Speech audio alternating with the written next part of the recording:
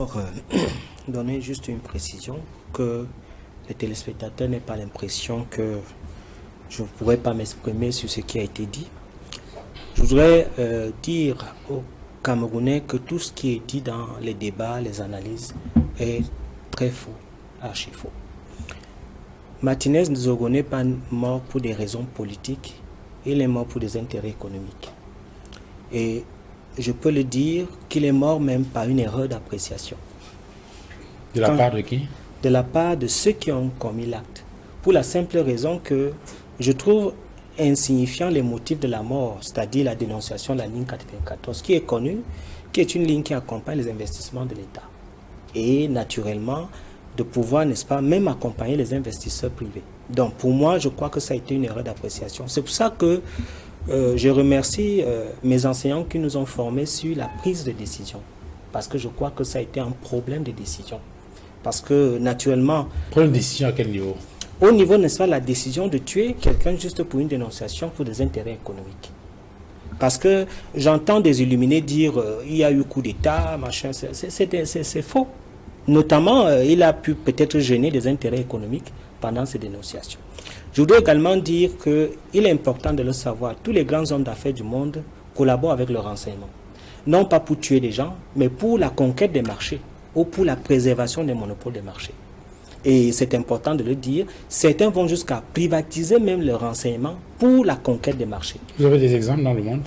Je ne voudrais pas faire des exemples, mais pour que des gens, pour conquérir des marchés, notamment dans le monde, au Cameroun, en Afrique, en Amérique latine, il faut avoir des renseignements clairs, hein, sur les acteurs en présence et sur les parts de marché et sur la concurrence, la compétition, n'est-ce pas, dans le marché. Je sais de quoi je parle. Et je dis, il est tout à fait évident qu'un homme d'affaires puisse être d'acquaintance avec les renseignements pour pouvoir surveiller son environnement de compétition, n'est-ce pas, d'investissement. On appelle ça la veille stratégique. Ça existe. Maintenant, je voudrais également dire que les camps qui sont... Parce que sur cette question-là, par exemple, les gens estiment qu'il y a des informations qui sont classées top secret défense et qui sont réservées exclusivement au président de la République. Et que lorsque ces informations en arrivent à être données à un civil, à un individu, cela peut poser problème. C'est important de savoir quelle est la nature des informations qui ont été délivrées. Mais je vous dis, pour la veille stratégique, notamment, que ce soit un homme politique, que ce soit un opérateur économique d'envergure nationale, mondiale, il coopère avec les services de renseignement. Je voudrais également vous dire que... Contre-dépannage. Non, le mot est mal utilisé. Ah, non, vous faites maintenant la leçon avec... Non, je considère que le mot est mal utilisé. Mais vous savez très bien que ce que je vous dis est important. Parce que pour conquérir les marchés, avoir les espaces de marché et surveiller son environnement, dans un environnement compétitif, il faut avoir des renseignements. Venons-en à la question de la Maintenant, je voudrais également dire en ce qui concerne les camps, il n'en est rien, naturellement. Il n'en est rien pour la simple raison que quand vous analysez ce qui se passe, il y a plutôt une récupération de la mort, n'est-ce pas, de l'assassinat de Martinez Nzogo pour éliminer un certain nombre de pontes du pouvoir. Et c'est un construit, hein, un construit politique, un construit de contenu qui est fait dans les médias, dans les réseaux sociaux. Vous allez voir qu'il y a une sorte de filature médiatique des personnalités du gouvernement. Ce n'est pas un coup d'État scientifique, mais c'est un coup d'État du gouvernement. Il s'agit d'une stratégie pour faire une razzia autour du chef de l'État pour l'isoler. Et c'est pour ça que... Mais vous êtes devenu journaliste. Non, on pose juste un nom. Parce que vous revendiquez l'exclusivité de la haute science. Non, je suis en train de faire des confusions entre intelligence économique et espionnage. Non, je ne fais pas de confusion. Je ne fais pas de confusion. Tout à l'heure, vous avez dit que j'ai utilisé le mauvais mot en vous disant que vous êtes un opposant, un intellectuel de l'opposition. J'ai choisi ce mot. On passe donc vous ne pouvez pas me couper. Je voudrais conclure. Parce que je vous ai posé la question sur la CEMAC. Je voudrais donc conclure encore en disant que cette filature médiatique du gouvernement est faite par les influenceurs et des réseaux sociaux.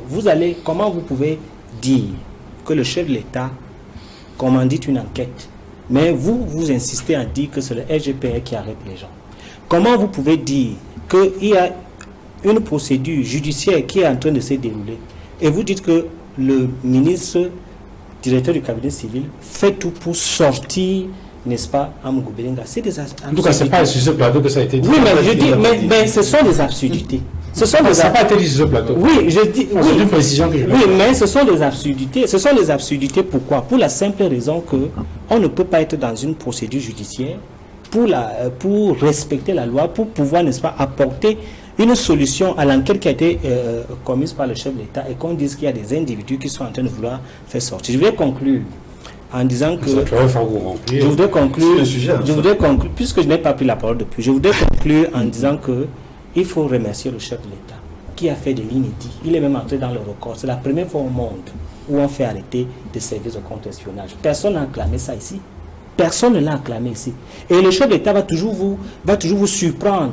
Parce que lorsque vous attendez à ce que ça l'antenne, il réagit. Et c'est pour répondre à Aristide Monod qui disait que le président ne donne pas les garanties, n'est-ce pas, de sa présence au pouvoir. Voilà des garanties sûres qu'il a données. Je vous mets à défi de me donner un pays au monde où on a arrêté, n'est-ce pas, un service de contre-espionnage. Et je vous le dis, vous devez le savoir. Pour convoquer, n'est-ce pas, ce service-là, il faut l'autorisation spéciale du chef de l'État. Un pays au monde également où les services spéciaux opèrent régulièrement dans l'assassinat des individus. Est-ce que vous avez aussi... Non, mais vous ne pouvez pas le prouver. Vous ne pouvez pas le prouver.